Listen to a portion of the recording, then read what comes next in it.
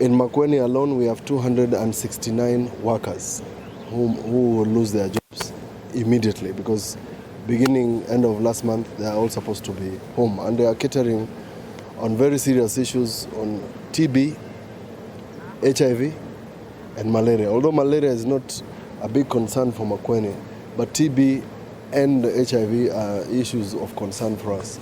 Although we received an assurance that Kenya has stock for antiretroviral drugs for the next 15 months, we still have no plan, a transitional plan, for how, after the 15 months, what is going to happen.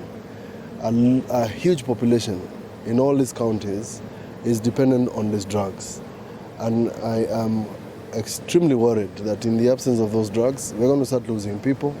The stigma that had gone away will come back.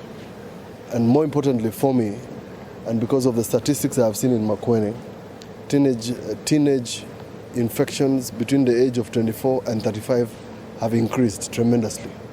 And therefore, this admission of these drugs, the continuous counseling, because that is part of the team, is very critical.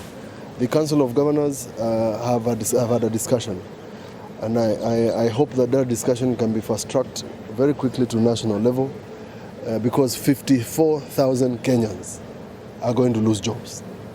And a host of hospitals, some in Makueni, will most likely close because they are losing up to 10 members of staff or nurses that were under the American program. I have seen serious protests in the US today by both Republicans and Democrats on matters USAID. Those Republicans and Democrats senators are saying that they are the ones to dictate how their taxes should be spent. And if, like one of the Republicans who has mentioned that she was a refugee and was a beneficiary of USAID, I mean, if they are saying that, we should speak even louder and say that it is against human rights to withdraw such services without notice.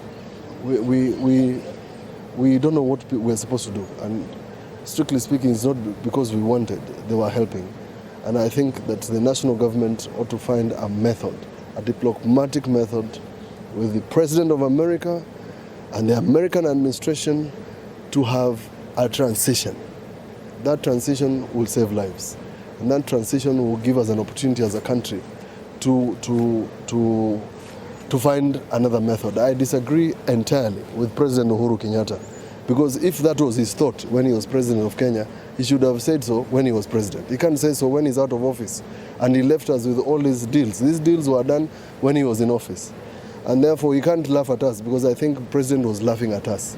And he was laughing at people he used to serve. The people who are being assisted and are alive because of the antiretroviral drugs since 1990. We can't laugh at them, and I've seen them. So this is a matter of concern. Health is a big issue, and I think that as a nation, we must come together, close ranks beyond our little parochial politics, and discuss the matters of health.